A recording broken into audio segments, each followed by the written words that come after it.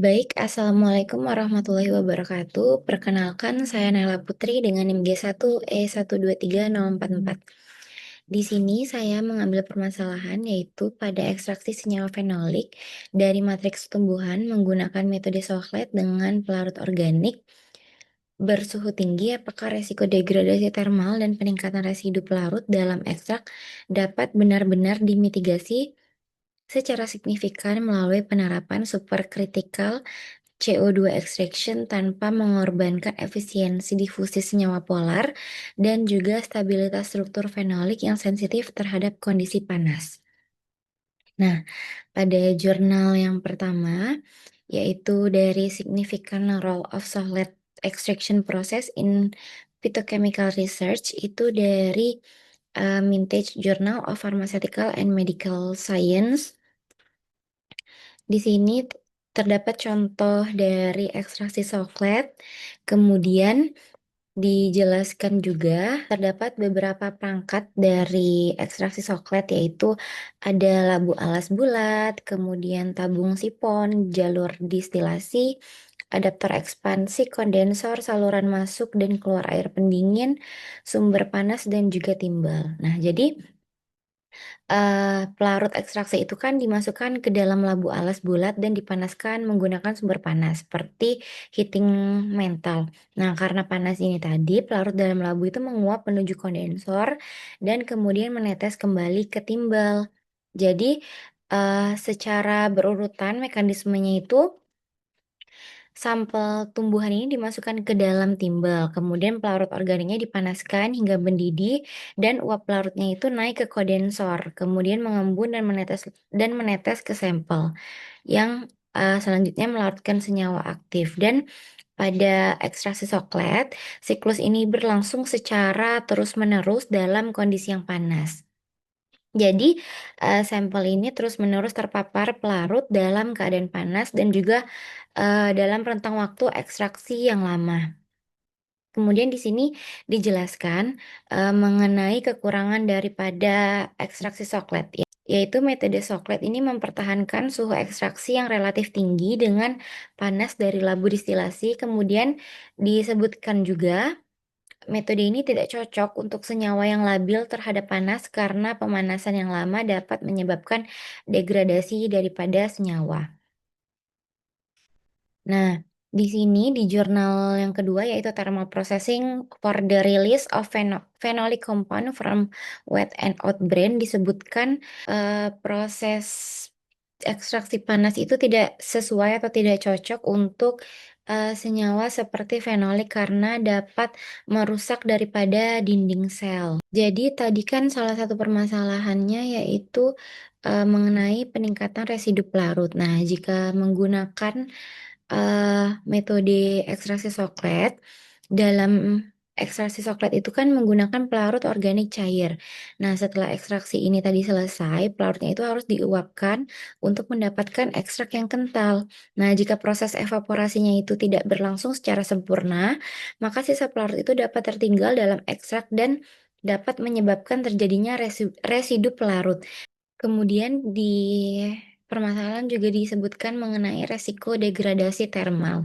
Nah, seperti yang bisa dilihat, struktur daripada fenolik ini kan terdapat gugus hidroksil, di mana gugus hidroksil ini dapat memiliki efektivitas farmakologis, salah satunya itu sebagai antioksidan. Jika fenolik ini terpapar suhu panas terus-terusan, itu dapat merusak daripada gugus hidroksil ini. Kemudian jika gugus hidroksil atau gugus OH-nya ini rusak, maka efek antioksidannya itu tidak maksimal dan dapat berpengaruh pada efek farmakologis. Kemudian di sini dikatakan terdapat beberapa advanced extraction teknik, yaitu eh, teknik di luar teknik konvensional, di mana dia menawarkan selektivitas yang lebih tinggi, kemudian mengurangi penggunaan pelarut yang terlalu banyak, dan juga waktu daripada ekstraksinya itu lebih cepat.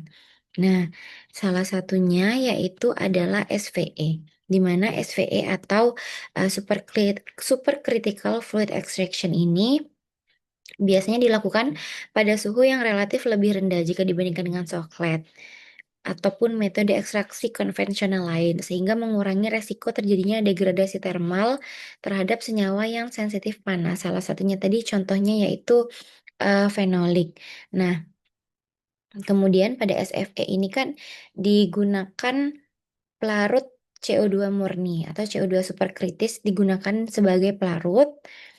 Nah, karena CO2 kritis ini digunakan sebagai pelarut, maka tidak ada residu pelarut yang tertinggal dalam produk ekstrak sehingga cocok untuk aplikasi pada pangan ataupun farmasi dan aplikasi sensitif lainnya. Kemudian di sini ada contoh metode daripada SFE. Jadi mekanismenya yaitu CO2 murni ini ditekan hingga kondisi yang superkritis. Kemudian CO2 ini kan memiliki sifat seperti gas dan juga cair. Jadi setelah tekanannya itu diturunkan, maka CO2 ini kembali menjadi bentuk gas. Nah, karena kembali menjadi bentuk gas ini, maka tidak ada residu pelarut yang tertinggal. Selain itu, suhu operasinya kan juga tadi lebih rendah dibandingkan dengan ekstraksi soklet, sehingga resiko degradasi termalnya itu jauh lebih kecil.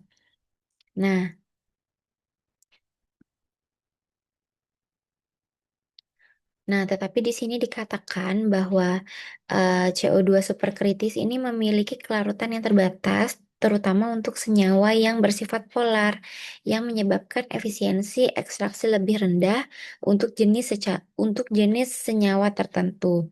Nah, karena tadi senyawa fenolik ini memiliki gugus OH yang bersifat cukup polar, maka CO2 murni yang bersifat nonpolar ini kurang optimal untuk melarutkan senyawa fenolik jika tanpa dimodifikasi. Maka dari itu, untuk penggunaan metode SFE pada senyawa fenolik itu dapat ditambahkan dengan kosolven yaitu etanol. Nah, kenapa etanol dapat digunakan sebagai kosolven? Karena sifatnya itu lebih polar dibandingkan dengan CO2 dan juga dapat meningkatkan kelarutan daripada senyawa fenolik serta membantu untuk meningkatkan efisiensi difusi. Jadi dapat disimpulkan bahwa ekstraksi soklat ini bekerja pada suhu yang tinggi dan juga waktunya yang tergolong cukup lama dan beresiko untuk menyebabkan degradasi termal, terutama pada senyawa fenolik serta berpotensi meninggalkan residu pelarut. Untuk eh, Sementara untuk metode SFE itu menggunakan CO2 yang tidak meninggalkan residu karena tadi bentuknya itu gas dan beroperasi pada suhu yang lebih rendah serta waktunya juga lebih singkat. Kemudian karena suhunya lebih rendah maka risiko degradasi termalnya lebih kecil. Tetapi kekurangannya pada SFE untuk pelarut eh, fenolik ini memerlukan kosolven seperti etanol untuk menjaga efisiensi ekstraksi senyawa polar. Jadi SFP ini dapat memitigasi resiko degradasi dan juga residu pelarut secara signifikan dengan catatan optimasi diperlukan untuk senyawa fenolik yang sifatnya itu polar.